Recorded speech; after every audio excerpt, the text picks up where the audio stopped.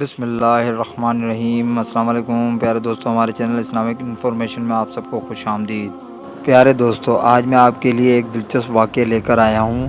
اس واقعے کے بارے میں جاننے کے لیے ویڈیو کو اینڈ تک لازمی دیکھیں، اور اگر چینل کو سبسکرائب نہیں کیا تو سبسکرائب کرنا نہ بھولیں۔ حضرت عمر فاروق رضی اللہ تعالیٰ عنہ کا ایک عجیب واقعہ۔ آپ کے دور خلافت میں سن 18 ہجری میں پورا جزیرہ عرب میں قحط پڑا، جس کی وجہ سے لوگ مرنے لگے، حتیٰ کہ جانوروں کے جسم میں خون خشک ہو گیا۔ حضرت عمر فاروق رضی اللہ تعالیٰ عنہ کو اطلاع ملی کہ مصر میں اناج و غلے کی پیداوار وافر مقدار میں ہو رہی ہے۔ آپ نے وہاں کے گورنر حضرت عمر بن العاص کو خط لکھا کہ یہاں حجاز میں غلے کی بہت کمی ہے اور مصر میں اس کی فراوانی ہے، اس لیے یہاں والوں کے لیے غلہ روانہ کرو۔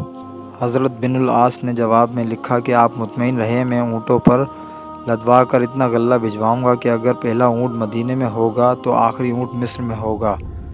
غرض یہ کہ غلہ آیا اور حضرت عمر رضی اللہ تعالیٰ عنہ نے اس کو تقسیم کرنے کا حکم فرمایا، اور لوگ آ کر غلہ لے جا رہے تھے۔ ایک صحابی حضرت بلال بن الحارث رضی اللہ تعالیٰ عنہ جو جنگل میں رہتے تھے، ان کے پاس ایک بکری تھی۔ اس کو ذبح کیا کہ کچھ کھا پی کر چلے، مگر اس بکری میں خون کا ایک قطرہ نہ نکلا۔ یہ دیکھ کر وہ صحابی رو پڑے اور اسی حالت میں آنکھ لگ گئی اور سو گئے۔ خواب میں دیکھا کہ آپ صلی اللہ علیہ وآلہ وسلم آئے ہیں اور فرماتے ہیں، حیات کی خوشخبری سنو اور عمر کے پاس جا کر میرا سلام کہو۔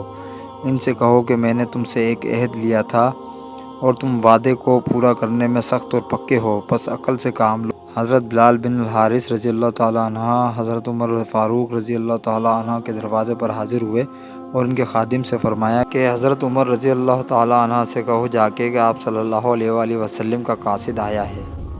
حضرت عمر رضی اللہ تعالیٰ عنہ یہ سن کر خود تشریف لائے اور انہوں نے ساری بات آپ کو بتائی، اور حضرت عمر رضی اللہ تعالیٰ عنہ گھبرا گئے اور باہر نکل کر لوگوں کو جمع کیا اور ممبر پر کھڑے ہوئے فرمایا کہ میں تم کو اللہ کی قسم دے کر پوچھتا ہوں کہ کیا میرے طرز عمل میں آپ حضرات کوئی بات بری اور مکروہ دیکھتے ہیں؟ لوگوں نے کہا کہ نہیں۔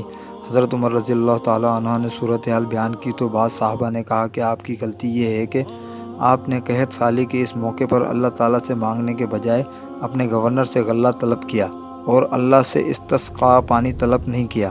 یہ بات آپ صلی اللہ علیہ وآلہ وسلم کو پسند نہیں آئی اور اس پر آپ کی تنبیہ کی گئی ہے۔ حضرت عمر رضی اللہ تعالیٰ عنہ نے فرمایا کہ ہاں یہی بات ہے۔ پھر آپ نے نماز استسقاء پڑھی اور آپ صلی اللہ علیہ وآلہ وسلم کے چچا حضرت عباس رضی اللہ تعالیٰ عنہ کا واسطہ دے کر اللہ سے دعا مانگی۔ اتنے میں لوگوں نے دیکھا کہ بادل منڈلا رہے ہیں، پھر بارش ہونے لگی۔ اس سے معلوم ہوا کہ اللہ کی طرف سے رجوع کرنا چاہیے ہر معاملے میں، کیونکہ اللہ ہی حاجت روا مشکل کشا ہے۔ کوئی نبی، کوئی ولی، کوئی پیغمبر، کوئی فقیر، کوئی مولوی، کوئی عالم اور کوئی صوفی نہ کسی کی بگڑی بنا سکتا ہے اور نہ کسی کی حاجت روائی کر سکتا ہے۔